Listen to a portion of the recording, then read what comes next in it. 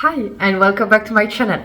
Today we are going to have a look together at everything I got for Christmas, and yeah, we're gonna get started. There's some fashion, there's some beauty, there's some culture, a bit of everything. So let's start with some beauty, because why not? The first thing I got is, I almost dropped it, is this Hydra Beauty Camellia Repair Mask from Chanel. I read for the first time about it in a magazine where it was in, like the top 10 from beauty editors from around the world. And this was in the best mask category. So it's a hydrating, multi-use hydrating, comforting mask. And it is amazing. It is actually my second one, the one that's almost empty. I can show you, I've been using it so much, and yeah, I'm still, unfortunately, slowly reaching the end of it. I love it. It has this little spatula, so you don't need to put your fingers into it. It smells very, very nice, very luxurious. The smell is strong, but not too strong. Quite typical Chanel smell, I would say. And you can either use it as a thick layer, or, and this is how I actually use it, you put a bit of a, let's say, thinner layer on your face before going to bed, and it is amazing. Your skin looks so much better the next day. So I put more than I would with a normal evening cream, but not that much that I will be like a mask, I don't know if you see. It's a very rich texture, so it leaves a little like a little film on your skin. That's why I use it on the evening. I think it's the best before I go to bed. My skin will just look better if I feel like my skin has been, feeling a bit dry or anything for any reason, maybe the sun, maybe the cold. It will help that.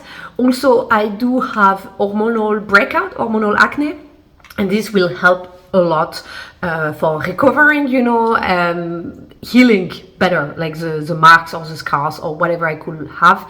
This will help everything fade, and I don't know how to explain it, but it's just so good, and that's why I asked for it again. And it's not even that expensive for a luxury product. It's, I think, around 70 euros.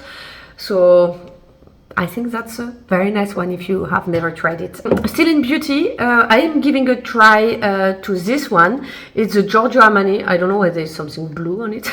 Giorgio Armani UV Master Primer. It has a SPF 30, and yeah, it's this small little tube. It is, let me show you, has like this kind of texture. It's very liquidy. It's a primer, and when you put it, it's transparent. I also read about it in a magazine and wanted to give it a try. It has not a very strong smell, rather a very soft one. And I don't know if you're gonna, I don't think you're gonna be able to see on this camera, but the little area where I did put it, you can see much less like my pores, or like the grain of my hand. It's like kind of smoothed it, It has kind of like a filter effect on your face, and it has a SPF. So that's an attempt for me. I'm not really wearing foundation. Like today, I'm not wearing foundation, for example. Just I'm just some covering for my my under eye circles and these kind of things. And I would like to try to use this for the SPF, of course, and also sometimes, to just unify a bit more my face and so on, especially, as I said, I have hormonal breakouts. This is a time when I sometimes we use a bit of foundation during those times. And I would like to see if this can just help, and maybe I don't even need foundation at all anymore. So yeah, let's see. So far, I mean, the smell is very nice, very discreet. It applies very good. I've only been using it once or twice because I was in holiday, so I did not mind so much. And I've just been back to work, so I've not used it yet so much. But I'm gonna use it, especially when going to work, for example. Then a bit of fashion, why not? I've got some shoes. I've got these ones. It's a Gazelle from Adidas. And I got them in black. I have basically one pair of sneakers. I'm not a very big sneaker person, but sometimes it's still very convenient. And my old ones were getting completely damaged, so I got these ones. And I found out, because I have very small feet, because I'm a small person, I can actually buy them in the kids section, and it costs much less. So the adult version of these shoes cost here around 110 euros, and the kids version costs 75 euros. So when I saw that, I told my dad, hey, then maybe get them in navy blue too. Because my pants are typically either black or navy blue. That's, I would say, 90% of what I wear. I have some brown, I have some others, but mostly these two colors. So like that, I have matching ones, and yeah, because they're cheaper, then that was really, really good. So little tip, I don't know if it's the same in your country, but yeah, that's it. And it's really a very classic. So again, I'm not a very big sneaker person, and I find this to be very discreet, very comfortable. They're still quite feminine and quite elegant. So I like them. I like the Samba a lot too. I wanted to try the Samba too, but they did not have much colors that were matching what I was looking for in the shop. And so yeah, I went for these ones. But the Sambas are kind of on my wish list. If you have the Sambas, I would be curious how you've been liking them and so on. I see them everywhere on Instagram, and everybody's crazy about them. So I'm like, okay, they must be good. But yeah, if you have any first-hand experience, just let me know in the comments. And then some, I'm forgetting. Oh, I will show you at the end. Then some culture, let's say. So if you, sorry, it fell. If you follow my channel since quite some time, and if you follow me on Instagram too, you probably know that one of my big hobby is ancient Egypt, and more particularly, I've also been learning hieroglyphs. I'm learning to read ancient Egyptian hieroglyphs. It's been now, I think, 1.5 years old, and I have a new class starting soon. We're gonna read text from the Nefertari tomb, and I'm pretty much looking forward to it. I really like temple text, and tomb text are my favorites. Also, we read some medical papyrus last time, and it was really, really very interesting. Much more challenging because a lot of different words from what I was used to, and a lot of more difficult grammar points, but very interesting. Anyway, so I got this book, Jewels of the Pharaohs. You need to buy it used. I don't think it exists new anymore, but there's a lot of them available. And it is, according to our teacher, the reference in terms of jewelry from ancient Egypt and so on. So it has a lot of illustrations. These are in black, but there's also some color illustrations. And sometimes in the tombs or in the temples, you will have, of course, pictures or drawings, carvings of gods, kings, all of that. And they are sometimes wearing jewels. And it can be very interesting to look in this book for the references. There's also generally a lot of very interesting information. So if you're interested in this is one of the reference. And then a bit less fun actually, but unfortunately I think very necessary for me. It's a super heavy book. I'm like, why do I do that to myself? It's a hieroglyph Egyptian class. So this book is in French. It is one of the reference for that in French. And it is, yeah, it's actually a lot of grammar. I mean, you can see the little hieroglyph, and this is about consecutive, negative, prospective. I want to cry, to be honest, because I'm really, really, really terrible at grammar, no matter which language I've been learning. Okay, French, well, I'm a native speaker, so it's different, but, you know, you hear, my English is definitely not perfect from a point of grammar. My German is not bad, but grammar is not my strong point. Same in Spanish, same in Russian, same in Chinese, same in all the languages I've learned. I love Chinese because the grammar was extremely easy. And this was a huge disappointment for me, finding out that the grammar is so complex. Actually, so complex. And the classes I'm following are in English, and they're amazing. But I've noticed, since grammar is already not my strong point, my reference book is also in English.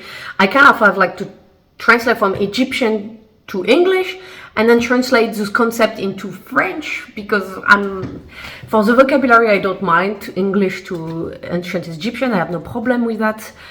But for the grammar I've been really struggling. And this is my attempt at improving, trying to get it in my mother tongue. Hopefully I will be better, I don't know. But yeah. And yeah, the last one, still ancient Egypt, because yeah, my loved ones, my family around, they know I love that.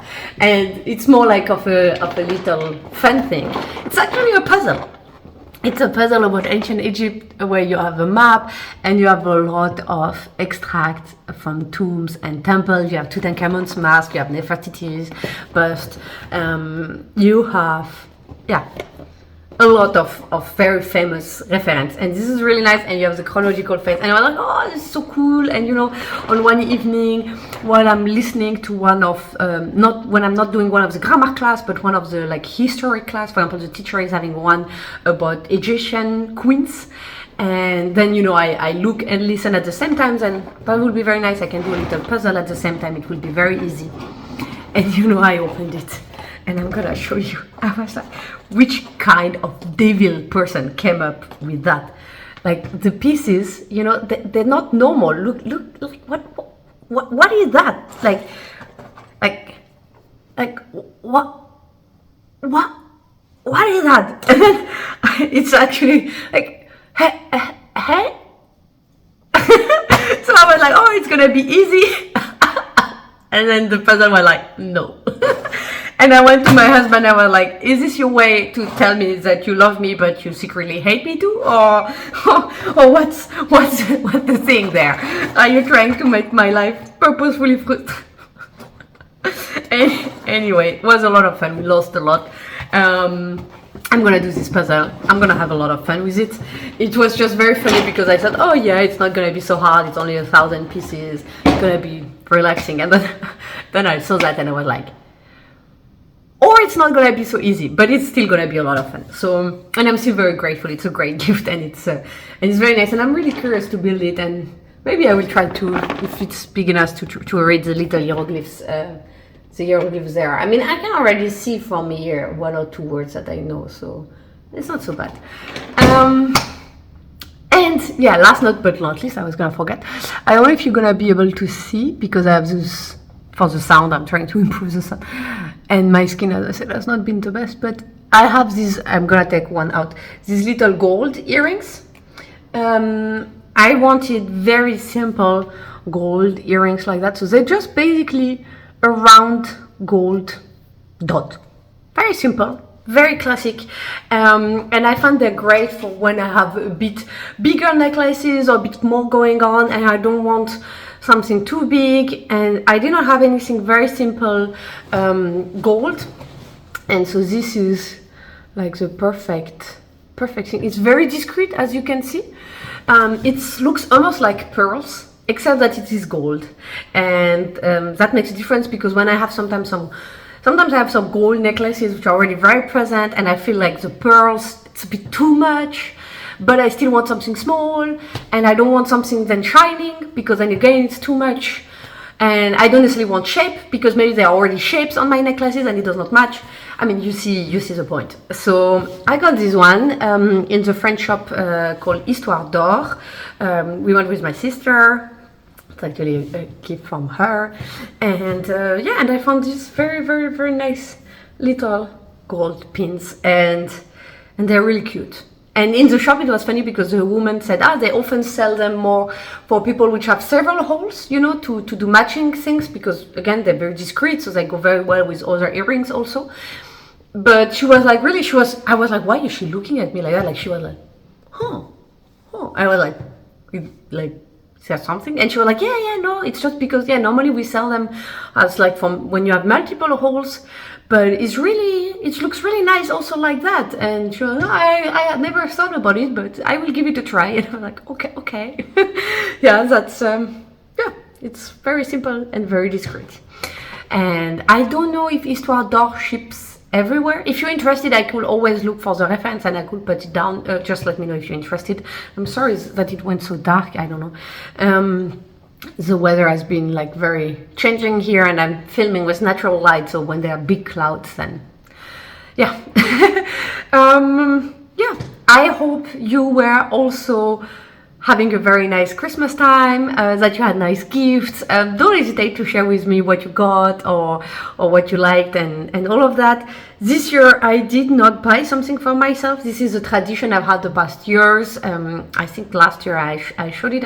Typically I used to buy myself a luxury handbag, but to be honest, this year I had no clue what to buy, and I'm not gonna buy something just to buy something.